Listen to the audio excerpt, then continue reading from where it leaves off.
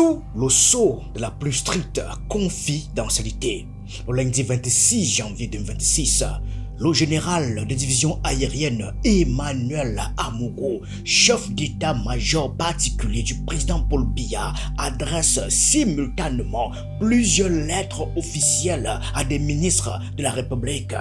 Ces correspondances qui semblent frapper à la mitraillette administrative présentent un objet rigoureusement identique, une référence commune et un libellé parfaitement synchronisé.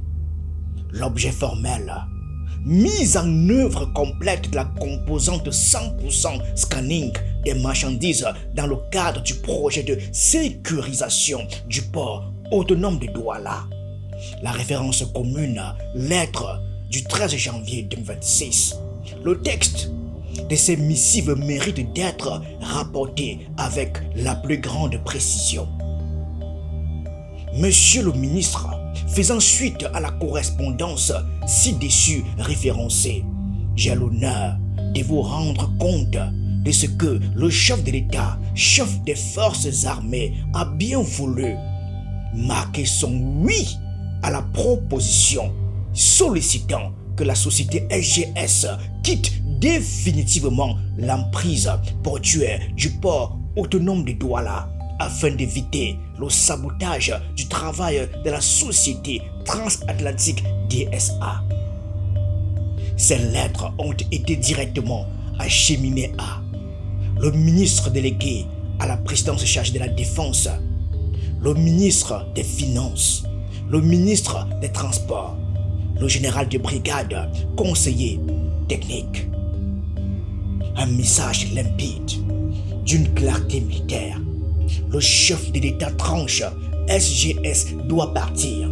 Transatlantique DSA prend le relais. Point final.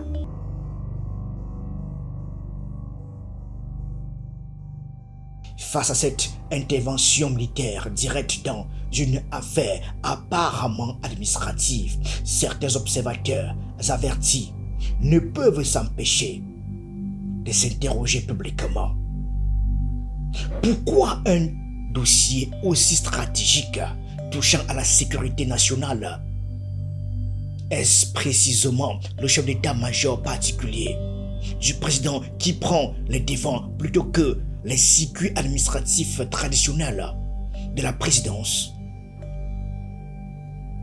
Pour éclairer cette question fondamentale, tournons-nous vers le décret numéro 2011 par 412 du 9 décembre 2011 portant réorganisation de la présidence de la République, dont l'article 51 définit avec précision les missions du chef d'état-major particulier.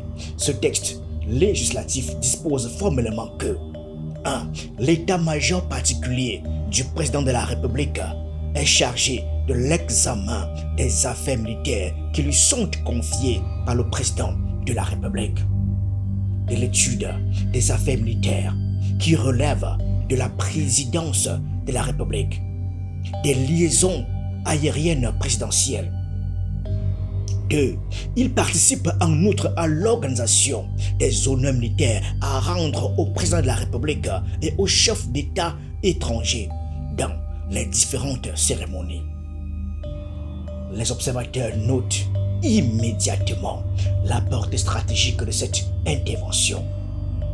Le scanning à 100% des marchandises opaques dépasse le cadre purement technique ou commercial. Il touche au domaine militaire et sécuritaire, précisément les compétences régaliennes attribuées au chef d'état-major particulier par le décret présidentiel.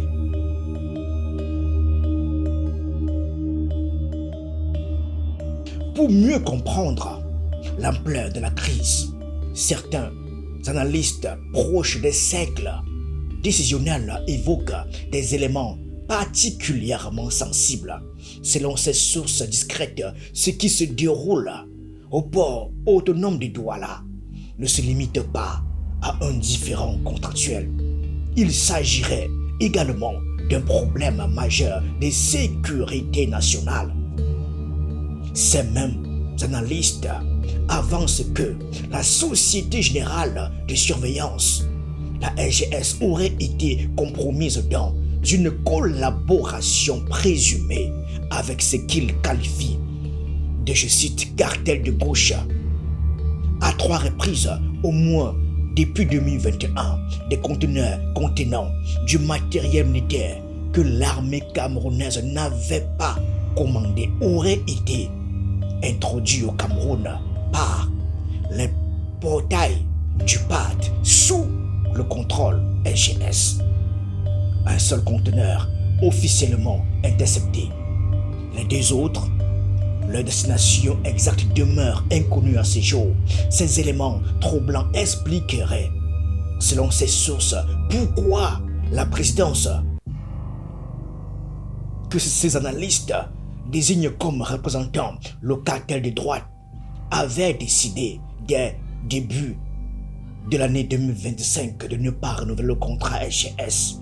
La multinationale suisse aurait été informée de cette décision stratégique 1 an à l'avance. Nous soulignons ici qu'il s'agit d'informations provenant des sources non officielles circulant dans les cercles restreints. Elles nécessitent une vérification approfondie.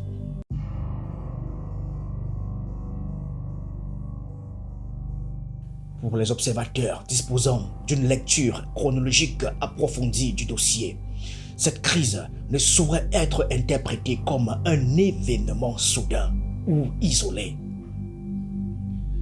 Dès le mois de février 2025, le président de la République avait, selon des éléments documentés, été formellement saisi de la situation.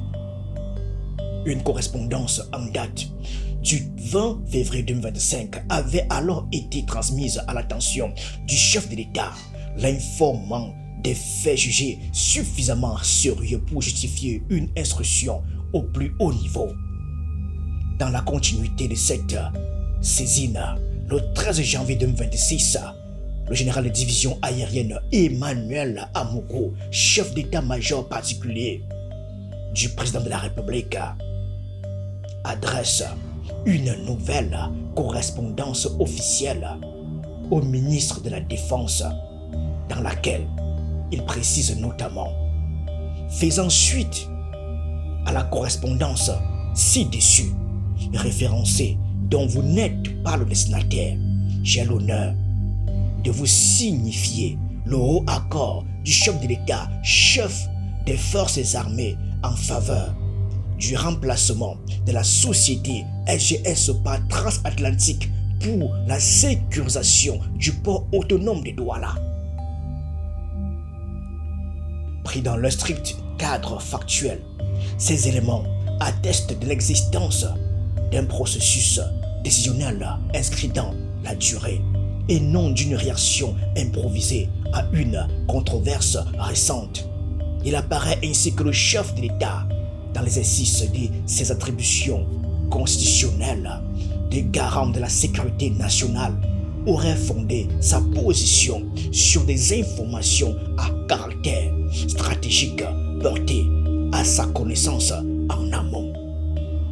La nature précise de ces informations, leur degré de sensibilité et leur contenu exact relèvent toutefois du domaine réservé des autorités compétentes et n'ont à ce stade fait l'objet d'aucune communication officielle publique.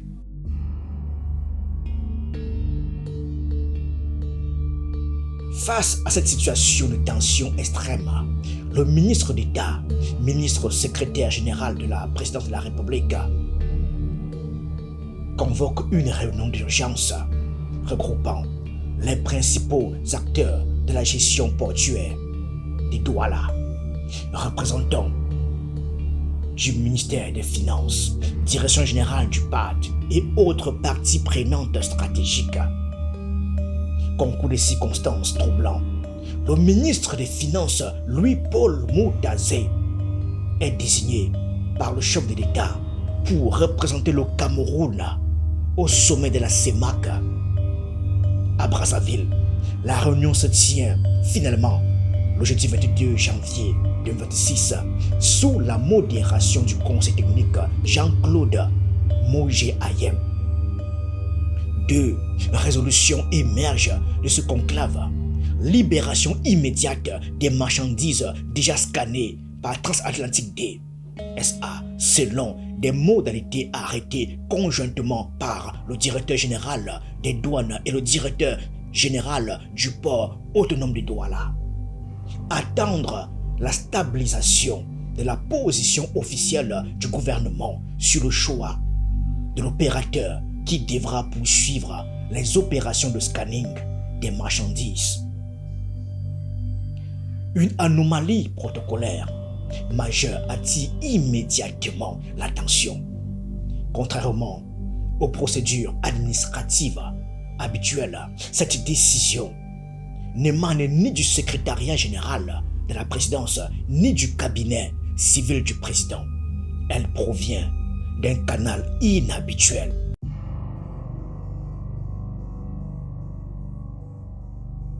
Alors que la décision présidentielle semblait claire et que les autorités portuaires s'apprêtaient à l'exécuter, un rebondissement majeur survient.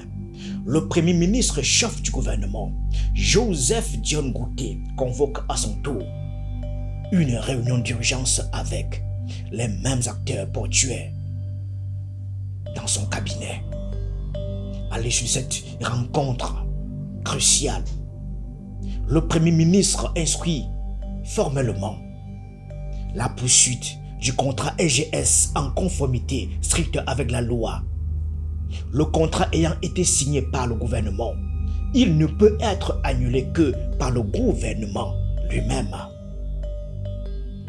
Il n'appartient pas au port autonome de Douala de procéder unilatéralement à sa résiliation. Le ministre des Transports, Jean-Ernest Ngalet-Bibert, reçoit ainsi la lourde mission d'éclairer l'opinion publique sur cette position gouvernementale. La SGS poursuivra donc ses opérations au port autonome de Douala. Le paradoxe institutionnel ultime, la parole présidentielle a-t-elle encore un poids? Nous touchons ici le cœur du malaise institutionnel camerounais. Le président de la République, via son chef d'état-major particulier, ordonne l'éviction définitive de SGS. Le premier ministre, chef du gouvernement, ordonne la poursuite légale du contrat SGS. Le ministre des Finances, Louis-Paul Motazé, réaffirme publiquement cette position lors d'une intervention télévisée nationale. Question stratégique majeure. La parole présidentielle conserve-t-elle sa primauté absolue dans la hiérarchie des pouvoirs camerounais? Ou le gouvernement dispose-t-il d'une autonomie légale suffisante pour passer outre les hautes instructions du chef de l'État?